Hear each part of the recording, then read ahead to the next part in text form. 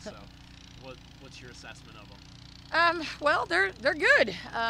They have a lot of threats that we need to try to put out, But I mean, I think the most important thing for us is try not to get caught up on who they are, their names, their accolades, what they've done in the past.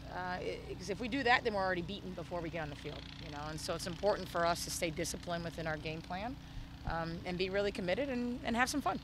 So the Wazoo game you played just the other night, that was a close one with a really high-ranked team afterwards. You tweeted that you were happy about the way you guys played. What was your positives and negatives that you took from that match? Well, I mean, I think our overall performance, our effort, we created chances, we scored on them. At the time, they'd only given up 4 goals all year, so that was a positive for us. I mean, we knew what Wazoo was going to do, and they're good at it. There's a reason why they're the only undefeated team in the country right now. But we got to take that momentum and just use it for Stanford. And then Washington, a little bit of a disappointing defeat there, some missed chances. What are you doing to address those? Well, I mean, I think we, as quickly as we can, put that game to rest. We assess it, we look at it, we learn from it. We move on from it. And UW, give them credit, they did a great job in the first half, put us on our heels and posed a different problem for us.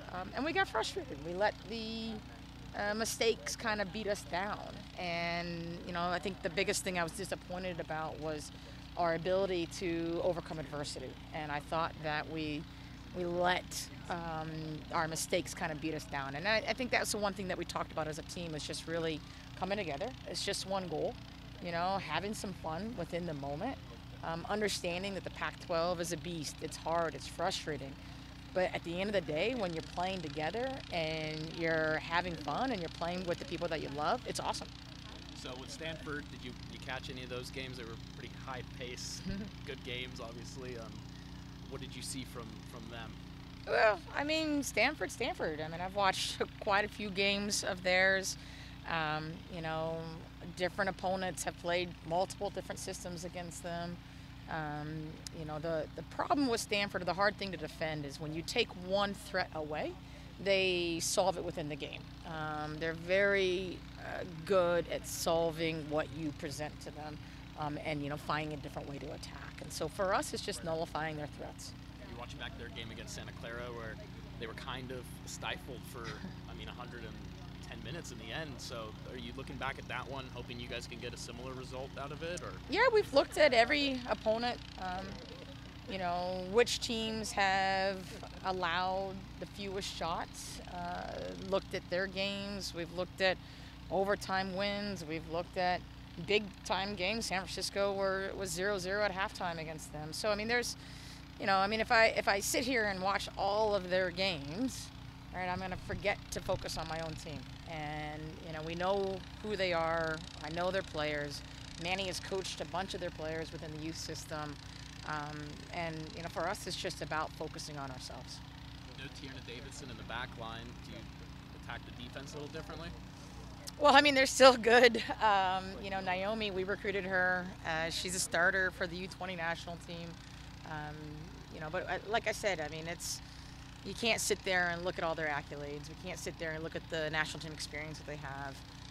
And they're good. They're good. And it's going to be a great game. And it's going to be a great opportunity. And I think that's why you play the game. If we were so concerned about who they are and what they've done, we wouldn't even show up tomorrow. And the beauty of the Pac-12 is every game is a championship game. We don't have a tournament at the end. Every game is a championship game. And it's exciting, and that's why they want to play in the Pac-12. They want to be challenged. They want to be pushed. They want to be playing against the best players in the world. And so it'll be a fun game on Thursday. Macario and Sophia Smith up top. I mean, it doesn't get crazier than that, I think. What do you guys do in training to prepare for, I don't even know how to describe them as players other than possibly some of the Sean, I think you're in love with Stanford right now. I've watched way too many of their games. You have watched a lot of their games, and they are. I mean, Katarina is good. I mean, she beat us last year on a free kick from 35 yards out. That was ridiculous, and that's the one thing you have to not give up silly fouls. Sophie Smith is a beast. I mean, we recruit. I mean, everyone knows these kids. We've been recruiting them for years and been watching them play through the youth system. But our players, I think the biggest message that we have to send to our players is just really staying disciplined, staying committed, and know that, there's going to be a mistake here or there. Our players have to make big-time saves. That's why they're here. Hotla's going to have to make a big-time save. And then on the flip side, they're human. They're going to make mistakes, and we have to capitalize on that. We have to be able to be composed when we have that opportunity. And we're not going to get that many. We understand that, but when we do, we have to make the most of them. Coach, you mentioned the in-game adjustments that Stanford makes and how they excel at being able to make them. Is that something more of a coaching staff that preps well and can make those adjustments in game, or is that just their players being that level of cerebral that they're able to almost do it by themselves and kind of diagnose what's happening as they're playing? Yeah, they're smart players. They've been playing at the highest level. They've played international soccer. They're able to solve those in-games, breakdowns on the fly. The coaching staff, Hideki Nakata was here for a year with me. He's the associate head coach up there, and then obviously Paul. They do a great job. They prep their teams. But the one thing that makes Stanford, unique is that their players are able to solve things on the fly. And so how do you kind of counteract that from your guys' perspective leading into the game this week? I think it's how do we stay to our game plan, minimize the amount of mistakes or opportunities that Stanford may or may not have, and just have some fun out there. It's going to be a battle. It's going to be a good game. They're #1 team in the country for a reason. But I think for us, it's just, okay, let's focus on us, and it is what it is. Let's go compete. What's the biggest thing that stuck out to you this week in practice among your girls is seeing something of, okay, I really like what I'm seeing out of this particular aspect that might not have been there in practice or in games in the last week or two? I think our girls are hungry. Especially after the UW loss, we were all very disappointed with that game. And, our players are hungry. They're on a mission.